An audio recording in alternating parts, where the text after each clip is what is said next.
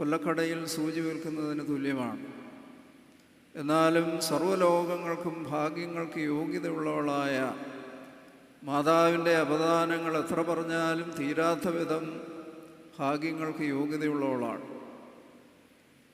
നമ്മുടെ കർത്താവിനെ ഈ ലോകത്തിന് പ്രദാനം ചെയ്യുവാൻ തക്കവണ്ണം തൻ്റെ ശരീരം സമർപ്പിതമാകുന്ന ആ ദിവ്യമായ മുഹൂർത്തം ജഡരക്തങ്ങളോട് ആലോചിക്കാതെ ഞാൻ കർത്താവിൻ്റെ ദാസി, നിൻ്റെ ഇഷ്ടം പോലെ ഭവിക്കട്ടെ എന്ന് ആദ്യമായി മനുഷ്യവർഗത്തിൽ നിന്ന് ദൈവത്തോട് സമ്മതം അറിയിക്കുന്ന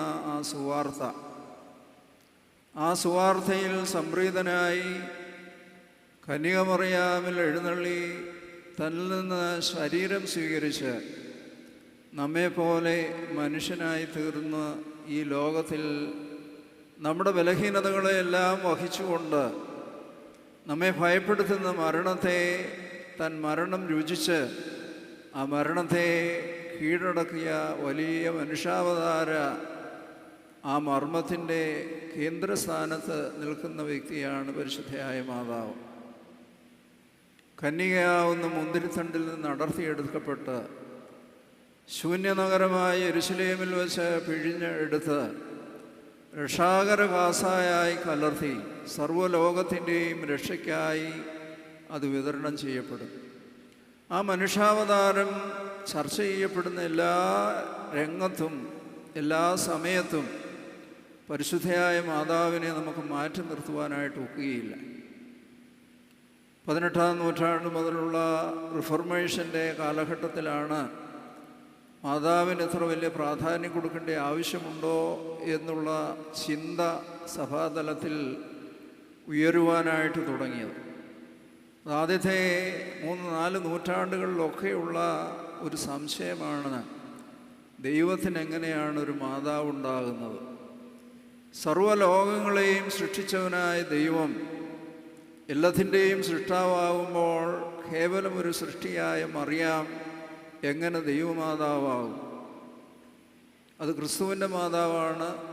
അല്ലെങ്കിൽ ആ മാതൃത്വം എന്ന് പറയുന്നത് ഒരു പ്രത്യേക സന്ദർഭത്തിൽ നമ്മൾ വിത്തൊക്കെ മുളപ്പിക്കുവാനായി ചില ചട്ടിയിൽ കുഴിച്ചിടുന്നത് പോലെയുള്ള ഒരു പ്രത്യേക കാലഘട്ടത്തിലെ ഒരു ആവശ്യമായി മാത്രം പരിഗണിക്കുന്ന ഒരു രീതി ക്രൈസ്തവ സമൂഹത്തിൽ ഉണ്ടായി.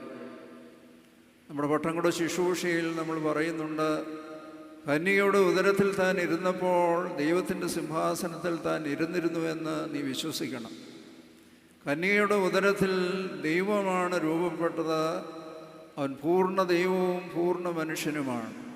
അത് വേർതിരിക്കുവാൻ അസാധ്യമായ വിധത്തിൽ ഒന്നായി തീർന്നു എന്നുള്ളതാണ് കിഴക്കൻ സഭകളുടെ അടിസ്ഥാന വിശ്വാസത്തിൽ ഏറ്റവും പ്രധാനപ്പെട്ട ഒന്ന്.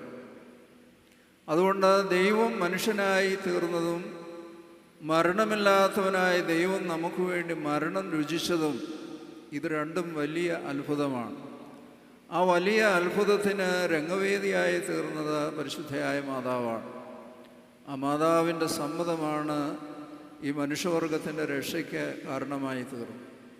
അതുകൊണ്ട് മാർച്ച് 25-ാം തീയതി വചനിപ്പ് പെരുന്നാൾ സഭാ കലണ്ടറിലെ ഏത് ദിവസം വന്നാലും, കുർബാനയില്ലാത്ത ദുഃഖവെള്ളിയാഴ്ച വന്നാൽ പോലും അന്ന് വിശുദ്ധ കുർബാന അർപ്പിക്കണമെന്ന് പിതാക്കന്മാർ നിഷ്കർഷിച്ചിട്ടുള്ളത് അത് മനുഷ്യവർഗത്തിൻ്റെ രക്ഷയ്ക്ക് വേണ്ടി മനുഷ്യരുടെ പ്രതിനിധിയായി മാതാവ് ദൈവത്തോട് സമ്മതമറിയിച്ച ദിവസമാണ്. ആയതുകൊണ്ട് ആ ദിവസം ഏറ്റവും ശ്രേഷ്ഠമായി ബഹുമാനിക്കപ്പെടേണ്ടതാണ്. കാരണം നമ്മുടെ രക്ഷയ്ക്കെല്ലാം അടിസ്ഥാനമായിരിക്കുന്നത് ആ മാതാവിൻ്റെ സമ്മതമാണ്. പുതിയ നിയമത്തിൽ നമ്മൾ വായിക്കുമ്പോൾ പലയിടത്തും എൻ്റെ മാതാവ് ആര്, എൻ്റെ സഹോദരങ്ങൾ ആര് എന്നുള്ള ചോദ്യം കേൾക്കുമ്പോൾ നമ്മൾ ഒരുപക്ഷെ വിചാരിക്കും, നമ്മുടെ കർത്താവ് ഇന്നത്തെ ആധുനിക പ്രോട്ടസ്റ്റൻ്റ് ചിന്തകളോട് സാമ്യപ്പെടുത്തിക്കൊണ്ട് മാതാവിന് പ്രാധാന്യമില്ല എന്ന് പറയുവാനാണ് ശ്രമിക്കുന്നതെന്ന് ആ തർജിമയിൽ ഒരു ധ്വനിയുണ്ട്. അത് വായിക്കുന്നവരും കേൾക്കുന്നവർക്കും അങ്ങനെ ഒരു സംശയം തോന്നാം. പറഞ്ഞ സന്ദർഭങ്ങളിലെല്ലാം നിൻ്റെ മാതാവും സഹോദരന്മാരും നിന്നെ കാത്തിരിക്കുന്നു എന്ന് പറഞ്ഞപ്പോഴും നിന്നെ ചുമന്ന ഉദരവും നീ കുടിച്ച മുലകളും ഭാഗ്യമുള്ളതെന്ന് പറഞ്ഞപ്പോഴും കർത്താവ് പറയുന്നു, എൻ്റെ മാതാവും സഹോദരന്മാരും ദൈവത്തിൻ്റെ ഇഷ്ടം നിറവേറ്റുന്നവരാണ്. അതിൻ്റെ അർത്ഥം മാതാവ് നിറവേറ്റിയത് ആളല്ല എന്നുള്ളതല്ല. മനുഷ്യവർഗത്തിൽ ദൈവത്തിൻ്റെ ഇഷ്ടം നിറവേറ്റിയ ഒരേ ഒരു വ്യക്തിയേ ഉള്ളൂ, അത് മാതാവാണ്. നിൻ്റെ ഇഷ്ടം പോലെ എനിക്ക് ഭവിക്കട്ടെ എന്ന് പറഞ്ഞു. ശിഷ്യന്മാരെല്ലാം അതിൻ്റെ അടുത്ത് നിൽക്കുന്നതേ ഉള്ളൂ. പഴയ നിയമത്തിലും പുതിയ നിയമത്തിലും ആർക്കും ലഭിക്കാത്ത അനന്യമായ ഒരു സ്ഥാനമാണ് മാതാവിനുള്ളത്. ദൈവം യോജിപ്പായി എന്നുള്ള മംഗലവാർത്ത നമ്മളത് കേൾക്കുവാനായിട്ട് പ്രതീക്ഷിച്ചുകൊണ്ടിരിക്കുകയാണ്. പക്ഷേ നമുക്കാർക്കും കേൾക്കാൻ സാധ്യമാകാത്ത വിധത്തിൽ മാതാവ് ആ സുവാർത്ത കേൾക്കുകയും തൻ്റെ ഏകജാതനെ ലോകത്തിന് പ്രദാനം ചെയ്യുകയും ചെയ്യും. അവൻ ഇന്നും പൂർണ്ണ ദൈവവും പൂർണ്ണ മനുഷ്യനുമായി നമുക്ക് മധ്യസ്ഥനായി സ്വർഗത്തിൽ ഇന്നും ജീവിക്കുന്നു, നമുക്ക് വേണ്ടി പ്രാർത്ഥിക്കുന്നു. കുരിശിലെ അതിവേദനയിൽ പോലും തൻ്റെ മാതാവിനെ സുരക്ഷിത കരങ്ങളിൽ സമർപ്പിക്കുവാനായിട്ട് നമ്മുടെ കർത്താവ് പ്രത്യേകമായി ശ്രദ്ധിക്കുന്നുണ്ട്. ദാഹിക്കുന്നുവെന്നൊക്കെ പറഞ്ഞ് വളരെ വിഷണ്ണനായി വേദനയുള്ളവനായി വളരെ തീവ്രമായ വേദനയുടെ മധ്യത്തിൽ പോലും തൻ്റെ മാതാവിനെ വിശ്വസ്തനായ യോഹന്നാനെ ഭരമേൽപ്പിക്കുന്നതായിട്ട് നമ്മൾ വായിക്കുന്നു. ഉയർത്തെഴുന്നേറ്റ കർത്താവിൻ്റെ ശിഷ്യന്മാർ സമ്മേളിച്ച എല്ലാ സന്ദർഭങ്ങളിലും യേശുവിൻ്റെ മാതാവ് അവരോടുകൂടെ ഉണ്ടായിരുന്നു. ശിഷ്യന്മാർ സ്ഥാപിച്ച ദേവാലയങ്ങളെല്ലാം തന്നെ മാതാവിൻ്റെ നാമത്തിലാണ്. അതുകൊണ്ട് ഈ സഭയുടെ ഒരു പ്രതിനിധിയായിട്ടാണ് മാതാവിനെ നാം കാണുന്നത്. ദൈവത്തെ സ്വീകരിച്ച് ഈ ലോകത്തിന് കൊടുക്കുക എന്നുള്ളൊരു വലിയ പ്രോസസ്സാണ്. അതാണ് ഇൻകാർണേഷനിലൂടെ നടക്കുന്നത്, മനുഷ്യാവതാരത്തിലൂടെ നടക്കുന്നത്. നമ്മുടെ ഓരോ ജീവിതത്തിലും ഈ മനുഷ്യാവതാരം യാഥാർത്ഥ്യമാകണം. നമ്മുടെ സംസാരത്തിൽ, നമ്മുടെ ജീവിതത്തിൽ, നമ്മുടെ ചിന്തയിൽ, നമ്മുടെ പ്രവർത്തനങ്ങളിൽ, നമ്മുടെ ഭവനങ്ങളിൽ, നമ്മുടെ ഇടവകയിൽ, നമ്മുടെ സമൂഹത്തിൽ, നമ്മുടെ സഭയിൽ എല്ലാം ഈ മനുഷ്യാവതാരം യാഥാർത്ഥ്യമായി തീരുമ്പോൾ നിൻ്റെ ഹിതം പോലെ ഭൂമിയിൽ ആയിത്തീരും. അതിനുള്ളൊരു മാതൃകയാണ് പരിശുദ്ധയായ മാതാവ് നമ്മുടെ മുമ്പാകെ വരച്ചു കാണിക്കുന്നത്. ആർദ്രതയുള്ളവളാണ്, ദൈവസന്നിധിയിലുള്ള ധൈര്യമായ പ്രവേശനമുള്ളയാളാണ്. ദൈവസന്നിധിയിൽ ആ അപേക്ഷയ്ക്ക് വലിയ ശക്തിയുണ്ട്. ഒരമ്മയുടെ സ്ഥാനം എന്താണ് എന്നുള്ളത് ഓരോരുത്തരും ചിന്തിക്കുമ്പോൾ ഒരുപാട് അർത്ഥതലങ്ങൾ കണ്ടെത്തുവാനായിട്ട് സാധിക്കും. ആ മാതാവിൻ്റെ ആർദ്രതയും സ്നേഹവുമെല്ലാം തന്നോട് മധ്യസ്ഥതയണയ്ക്കുന്ന ജനത്തിൽ ഒഴുക്കുവാൻ തക്കവണ്ണം സദാ സന്നദ്ധമാണ്. കാനാവിലെ കല്യാണത്തിന് യാതൊരു ആവശ്യവും ഉണ്ടായിരുന്നില്ല. അവിടെ ക്ഷണിതാക്കളാണ്. പക്ഷേ ആ വേദനയിൽ അവരോട് ചേർന്ന് പക്ഷം ചേർന്ന് അവർക്ക് വേണ്ടി അഭയാചന നടത്തുക മാത്രമല്ല, സമയമായിട്ടില്ലായിട്ട് പോയിനും ആ സമയം ഉണ്ടാക്കുവാൻ തക്കവണ്ണം മാതാവിൻ്റെ സ്നേഹപൂർവമായ നിർബന്ധം ആ പുത്രന്മേൽ ഉണ്ടായിരുന്നു എന്നുള്ളത് ഇന്നും അനുഗ്രഹങ്ങൾ പ്രാപിക്കുന്നവർക്ക് അനുഭവത്തിലൂടെ മനസ്സിലാകുന്ന ഒരു യാഥാർത്ഥ്യമാണ്. ആയതുകൊണ്ട് ആ പരിശുദ്ധ മാതാവിൻ്റെ അവദാനങ്ങളെ കീർത്തിക്കുവാനായി ദൈവം തിരഞ്ഞെടുക്കപ്പെട്ട ഈ ഒരു ദേവാലയം, സവിശേഷമായി ആ സ്മരണ നിറഞ്ഞു നിൽക്കുന്ന ഈ പരിശുദ്ധ ദേവാലയം, ഇവിടെ അർപ്പിക്കുന്ന യാചനകളും നെടുവീർപ്പുകളും കണ്ണുനീരുകളും എല്ലാം ദൈവസന്നിധിയിൽ വിലയേറിയ മുത്തുകളായി ദൈവസന്നിധിയിൽ സമർപ്പിക്കുവാൻ തക്കവണ്ണം പരിശുദ്ധയായ മാതാവ് സദാ സന്നദ്ധയായി ദൈവസന്നിധിയിൽ നമുക്ക് വേണ്ടി മധ്യസ്ഥതയണയ്ക്കുന്ന സന്ദർഭമാണ്. അതുകൊണ്ട് ചില അനുഗ്രഹങ്ങൾ പ്രാപിക്കുക മാത്രമല്ല, മാതാവിനെ പോലെ ദൈവത്തിൻ്റെ ഇഷ്ടം നിറവേറ്റുവാനായി, ദൈവത്തിൻ്റെ ഇഷ്ടമുള്ള സംസാരങ്ങൾ സംസാരിക്കുവാനായി, ദൈവത്തിന് ഇഷ്ടമുള്ള പ്രവർത്തനങ്ങൾ പ്രവർത്തിക്കുവാനായി നമ്മളെ തന്നെ സമർപ്പിക്കേണ്ട സന്ദർഭമാണ്. അല്ലാതെ അഭയാചനകൾ നടത്തി അനുഗ്രഹം പ്രാപിച്ചുകൊണ്ട് പോവുകയല്ല.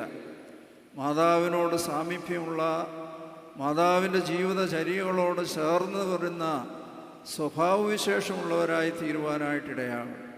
അതുകൊണ്ടാണ് ഞാൻ ആദ്യം പറഞ്ഞത്, മാതാവ് പരിശുദ്ധ സഭയുടെ ഒരു ദൃഷ്ടാന്തമാണ്. ഈ പാപഭംഗിലമായ ലോകത്തിൽ വിശുദ്ധിയോടുകൂടെ ജീവിച്ച് ദൈവത്തെ ഉൾക്കൊണ്ട് ദൈവത്തിൻ്റെ സ്വഭാവം ഈ ലോകത്തിൽ പ്രദർശിപ്പിക്കുവാനായി ദൈവത്തിൻ്റെ മക്കളായി നമ്മെ ഓരോരുത്തരെയും വിളിച്ചിരിക്കുകയാണ്. നമ്മുടെ നല്ല പ്രവൃത്തികൾ കണ്ട് സ്വർഗസ്വനായ പിതാവിനെ അവർ എപ്പോഴും മഹത്വപ്പെടുത്തുവാൻ തക്കവണ്ണം ദൈവം പ്രവർത്തിക്കുന്ന ഒരു മേഖലയായി സഭ തീരണമെന്ന് പറഞ്ഞാൽ സഭാംഗങ്ങൾ തീരുമ്പോഴാണ് സഭ അപ്രകാരമായി തീരുന്നത്. ആയതുകൊണ്ട് പരിശുദ്ധ മാതാവിൻ്റെ ജന്മപ്പെരുന്നാൾ ഈ ദിവസങ്ങളിലെല്ലാം പ്രത്യേകമായ സ്മരണയോടുകൂടി അടുത്തു വരുന്ന എല്ലാവർക്കും മാതാവിൻ്റെ അനുഗ്രഹങ്ങൾ സമൃദ്ധിയായി ലഭിക്കട്ടെ എന്ന് പ്രാർത്ഥിക്കുന്നു. മാതാവിൻ്റെ സ്വഭാവത്തിൻ്റെ എന്തെങ്കിലും ഒരു അംശം നമ്മുടെ ജീവിതത്തിൽ പകർത്തുവാനും ദൈവത്തോട് സാമീപ്യമുള്ളവരായി തീരുവാൻ, ഞാൻ നേരത്തെ സൂചിപ്പിച്ചതുപോലെ ദൈവം യോജിപ്പായി എന്ന് ഉള്ള മംഗലവാർത്ത നമ്മുടെ ജീവിതത്തിൻ്റെ അനുദിന നിമിഷങ്ങളിൽ കേൾക്കുവാൻ സാധിക്കണം. നിങ്ങൾ വിചാരിക്കുന്നത് പോലെ അതെപ്പോഴും സന്തോഷത്തിൻ്റെ അനുഭവമല്ല. മാതാവ് കടന്നുപോയിട്ടുള്ള വ്യാകുലതകൾ വളരെ വലുതാണ്. ഞാൻ നിൻ്റെ ദാസി എന്ന് പറഞ്ഞ് സമർപ്പിച്ച നിമിഷം മുതൽ ഒരുപാട് വേദനകളുടെ, യാതനകളുടെ, അപമാനത്തിൻ്റെ ഒക്കെ പ്രവർത്തന കേന്ദ്രങ്ങളിലൂടെ കടന്നു പോകേണ്ടതായിട്ട് വന്നിട്ടുണ്ട്. എന്നിട്ടും അവൾ ഭാഗ്യവതി എന്ന് വാഴ്ത്തുന്നതിന് കാരണം ഈ വേദനകളുടെ മധ്യത്തിലും തൻ്റെ പുത്രനോട് സാമീപ്യമുള്ളവളായി അതിനോട് ചേർന്ന് നിൽക്കുവാനായിട്ട് അവൾക്ക് സാധിച്ചു. ശിഷ്യന്മാരൊക്കെ അടുത്തുകൂടി ഒരുപാട് അത്ഭുതങ്ങളൊക്കെ കണ്ടെങ്കിലും അവരെല്ലാം പ്രതിസന്ധി വന്നപ്പോൾ ഓടിപ്പോയി. മരണസമയത്തും അടുത്ത് നിൽക്കുവാനുള്ള ഭാഗ്യം മാതാവിനാണ് ലഭിച്ചത്. ആയതുകൊണ്ട് ആ മാതാവിനെ പോലെ ദൈവസന്നിധിയിൽ സമർപ്പിതരായി ദൈവത്തിൻ്റെ ഇഷ്ടം നിറവേറ്റുവാൻ തക്കവണ്ണം ഈ പെരുന്നാളിൽ നമുക്ക് സമർപ്പിക്കാം. ആ വിധത്തിൽ ഈ പെരുന്നാൾ അനുഗ്രഹകരമായിരിക്കട്ടെ. പരിശുദ്ധ മാതാവിൻ്റെ മധ്യസ്ഥത സമൃദ്ധിയായി നിങ്ങൾക്ക് എല്ലാവർക്കും ലഭിക്കട്ടെ എന്ന് പ്രാർത്ഥിച്ചുകൊണ്ട്, ആശംസിച്ചുകൊണ്ട് ഞാൻ എൻ്റെ വാക്ക് ചുരുക്കുന്നു. ദൈവം നമ്മെ എല്ലാവരെയും അനുഗ്രഹിക്കട്ടെ.